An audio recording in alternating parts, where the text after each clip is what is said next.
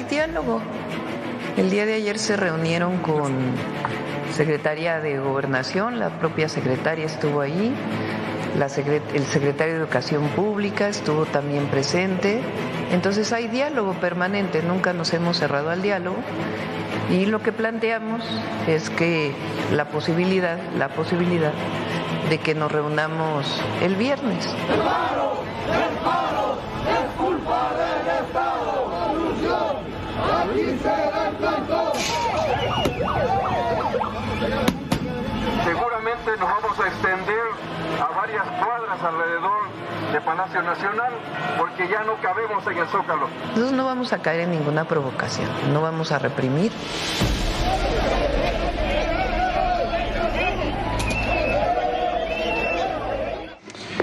Pues ahí están, los hemos visto y los seguiremos viendo porque nadie les pone un alto, porque son insaciables, porque siempre quieren más. Ahora están pidiendo ya su último disparate, es exigir el 100% de aumento salarial sin dar clases. Y mira, a estas alturas del partido, con lo que hacen menos daño en la calle que frente a un grupo, en un aula. Lucy Bravo, Lucy, qué gusto, ¿cómo estás? Bien, buenas noches. Muy buenas noches, Carlos Mota. Hola, ¿qué tal? Carlos, ¿cómo estás? Buenas Jorge Fernández Menéndez, querido Jorge, ¿cómo estás? Lucy, Muy Carlos, buenas un noches. placer, muy buenas noches. ¿Cuántas veces, cuántos años, Lucy, y la historia se repite? Nadie les pone un alto, hacen y deshacen a placer, pueden agredir, pueden lastimar a quien sea, pueden dañar edificios públicos, infraestructura, desgraciarle la vida a miles, si no es que a millones de personas, y siempre ganan. Siempre ganan. Siempre ganan, y una historia que ilustra a la perfección pues aquella frase, ¿no?, de Winston Churchill, que decía que al tigre o apaciguar al tigre no lo hace vegetariano, sino solo más audaz. Y yo creo que este es un caso de estudio perfecto de lo que puede ocurrir cuando pues un aliado, entre comillas, político, pues sale de control y resulta realmente insaciable, porque no solo es una manera, o esto que tú mencionabas, la forma en que operan, de mostrar músculo, sino que también ya es un actor político relevante para la vida pública, y basta con revisar lo que ha ocurrido a lo largo, sí, de los últimos años, pero especialmente lo ocurrido el día de hoy, que a mí me parece de un simbolismo especialmente delicado, el hecho de que logren sitiar el Palacio Nacional, el centro, si quieres verlo de esa manera, del poder político del país, en el momento exacto en el que precisamente el gobierno de Claudia Sheinbaum pues emite, ¿no?, su mensaje e intenta controlar la narrativa, y ver precisamente a la jefa de Estado pues en un salón vacío, creo que es profundamente fuerte, ¿no?, el mensaje, sobre todo porque si tú revisas también lo que ocurrió el día de ayer, desafortunadamente también en el marco de la conferencia de prensa matutina, son dos mensajes, ¿no?, pues sumamente fuertes, preocupantes hacia el gobierno y hacia la ciudadanía en general, porque al día siguiente, cuando más de alguna manera ojos iban a estar puestos sobre la presidenta, sobre la conferencia de prensa matutina, después de lo ocurrido ayer con este doble homicidio en la Ciudad de México de estos dos altos funcionarios, el hecho de que la CENTE, con su agenda y que no importe nadie más, logre de alguna manera pues censurar, ¿no?, a la propia presidenta, me parece gravísimo. Y por otro lado, esta ausencia, ¿no?, de un Estado de Derecho que pues es totalmente asimétrico, porque no fuera un ciudadano increpando a un presidente del Senado en una sala de un aeropuerto y contra él toda la maquinaria del Estado, todo el peso de la ley, obligándolo a disculparse, pero la gente puede hacer y deshacer absolutamente todo y no pasa nada. ¿Cuándo vamos a recibir disculpas de los maestros de la gente? Lo que sucede es que les aumenten más todavía el salario. Carlos, ¿cómo lo ves? Yo creo que hay dos elementos muy interesantes de analizar. Me parece que por un lado habría que reconocer que este trabajo, ¿no?, de la gente que hace estas manifestaciones, la gente de la CENTE, es una profesión, son piqueteros de profesión. Estas personas que a lo largo de las décadas se han convertido en este monstruo de 1000 cabezas con sus muchas secciones en el país, en varios estados de la República, y haciendo y deshaciendo a diestra y siniestra sin que efectivamente nadie nadie los controle y obteniendo efectivamente cada vez más. Ahora la lista, esta petición que tienen de abrogar esas leyes del ISSSTE y luego la reforma educativa, pedir 100% de aumento al salario cuando se les acaba de dar 10%, en fin, ¿no? Es como una colección de temas en donde ellos saben que muy seguramente no van a conseguir el 100% de esas demandas, pero van consiguiendo paso a paso, como ha ocurrido en el pasado, varias de estas prebendas, a diferencia de lo que ocurre con otros sindicatos que no tienen, por supuesto, este tipo de perfiles. Entonces, sí es una triste y desafortunada profesión dedicarse a eso, pero es una realidad. Es decir, los jóvenes, los niños de México pueden atestiguar cómo consiguen cosas bloqueando calles, bloqueando aeropuertos, cercando al Palacio Nacional y prácticamente pues cercando al poder público, como dice Lucy, ¿no? Eso por un lado. Y por otro lado, me parece que sí es grave efectivamente este mensaje que da el país de no poder controlar con la fuerza pública a personas que están pues digamos atentando contra los derechos de otras personas. Y están cometiendo delitos. Se están robando la luz. Y golpeando ahí a los periodistas que querían entrar. O sea, ¿con qué derecho, no? Y eso me parece que la izquierda en México, que ahora nos gobierna, está siendo víctima de su propia narrativa ideológica, porque al siempre haber defendido los derechos de los vulnerables, de los trabajadores de base y tal, que es lo que hace la izquierda en todo el mundo, pues ahora resulta que este movimiento, que suena muy como de izquierda, viene en contraposición a un gobierno que hoy no quiere verse, digamos, con las manos sucias por temas de derechos humanos, y entonces no hace nada y ahí se quedan nosotros pues bloqueando cuando quieren y consiguiendo cosas. Sí, porque la respuesta es no vamos a caer en provocaciones, no vamos a reprimir. Nadie está pidiendo que se reprima, pero un poco de autoridad y aplicación de la ley no estaría de más. Aplicar la ley no es reprimir, ¿no? Es tomar las medidas para garantizar que se aplique la ley. Pero, a ver, como decíamos, esto no es nuevo. La coordinadora viene haciendo lo mismo desde que surgió en el gobierno de Miguel de la Madrid hasta ahora. La coordinadora no representa a los maestros, representa 20% de los maestros del país, el otro 80% está en el Sindicato Nacional de Trabajadores de la Educación, que también ahora ya se han afiliado a Morena y que no dice ni una palabra. La coordinadora, el método de la coordinadora es hacer este tipo de acciones que la han hecho desde Miguel de la Madrid hasta ahora, y no es para cumplir ese pliego petitorio. Saben que no le van a dar el 100%. ¿Qué es lo que le dan? En Chiapas, en Oaxaca, en Guerrero, en parte del Estado de México, tienen el presupuesto educativo. Por eso se han vuelto tan poderosos, porque les han ido concediendo el presupuesto de la educación y las plazas de la educación. Y fíjate, Jorge, perdón que te interrumpa, pero a ver, en los estados que más poder tienen, que más dominio, más control, son las entidades con el peor rezago educativo. Mira, se publicó en diciembre de 2012 un libro que se llama La élite y la raza, lo hicimos con Viviana. El libro, la tesis del libro, hicimos un documental sobre eso, es que el mayor apoyo, el mayor respaldo a la educación privada en el país es la coordinadora. Si podrán ser escuelas patito privadas, pero si tú estás en Oaxaca y quieres que tu hijo por lo menos esté en un salón de clases mientras tú trabajas, te vas a la escuela privada, la peor, pero por lo menos va a estar. Aquí no hay ni siquiera clases. El nivel educativo es muy bajo en el país, pero el más bajo del país es en los estados que controla la coordinadora, porque no les interesa en lo más mínimo la educación. Tú ves sus reclamos, su pliego petitorio, no hay un solo tema que esté relacionado con la educación. Es recursos, dinero y poder. Y lo lamentable de todo esto, que fue un grupo alimentado durante décadas por corrientes de la izquierda que participaron en él, que desde el gobierno, hay que decirlo, desde el gobierno de López Obrador ya se fueron contra el gobierno, porque no les interesa tampoco ideológicamente eso, les interesa su propia agenda de poder.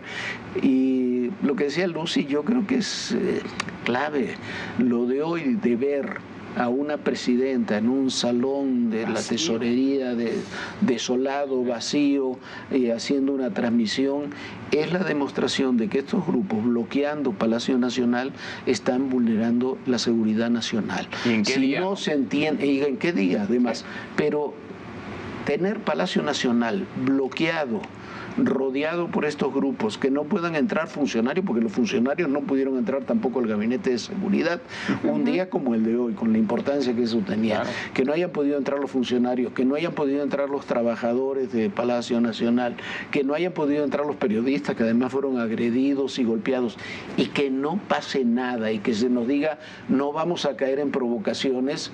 Es como decirles, señores, hagan lo que quieran. Sí. Bueno, ¿sí? El salón tesorería como ni en la pandemia, ¿no? Porque en la pandemia había salpicados los reporteros cada 2 metros. Hoy la imagen de hoy es desoladora. Sí, ¿no? Y digamos que para dimensionar la gravedad, ¿no?, de esta imagen, o sea, sería el equivalente a que en la sala de prensa de la Casa Blanca un día pues tuvieran que dar una conferencia ante sillas vacías porque a las afueras de la Casa Blanca hubo una manifestación de X o Y grupo y entonces quedara sitiada, ¿no?, la Casa Blanca, el centro de poder, ¿no?, de un gobierno. Y yo creo que sí es sumamente preocupante porque creo que un desafío de esta magnitud no lo habíamos visto.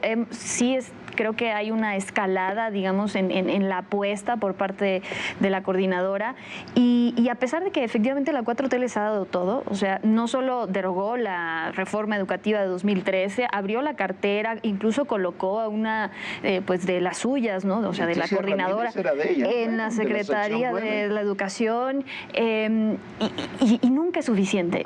Y sobre todo porque el mensaje que se da, más allá de lo que la gente puede interpretar, ¿no?, como, bueno, pues vamos a seguir presionando, vamos a seguir exigiendo y a ver qué conseguimos, hay que doblar la apuesta, el mensaje a la ciudadanía es gravísimo, porque es ver a un Estado débil, es ver a una ausencia de autoridad, porque todas y cada una de las imágenes que vemos de las casetas tomadas, de las avenidas, de los plantones, uno busca en el horizonte y no ve un solo policía, una sola figura de autoridad y sí, bueno, totalmente rebasados, como lo del día de hoy, y es sumamente triste porque te das cuenta de cómo, pues en cuestión de segundos o minutos o horas o lo que sea, pues pueden doblar de esta manera la autoridad de este país. Fijan ellos las condiciones, todas las condiciones. Sí, la propia presidenta me ha dicho, bueno, el viernes nos reunimos con ellos. No.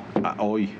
Sí. O sea, ellos mandan. Sí, bueno, parece que sí, es justo lo que iba a decir. Yo creo que aquí ahí tenemos un problema de mando, ¿no? Porque efectivamente es grave esta imagen, esta circunstancia en donde sitian el Palacio Nacional, pero más grave aún es que ellos manejan esto a placer, porque termina la conferencia matutina y en ese momento ellos quitan este plantón, este cerco al Palacio Nacional, es decir, ellos dicen cuándo, ellos dicen cómo, ellos dicen a qué hora, bajo qué condiciones y esto, pues es entonces quien está al mando, ¿no? Está al mando efectivamente un grupo de gente que no aporta nada a la sociedad, que está minando las capacidades competitivas, productivas del país, de la educación futura de los niños y tiene a la gente que tendría que estar al mando del poder de la fuerza pública, pues prácticamente doblegada, ¿no? Eso me parece gravísimo. No, absolutamente.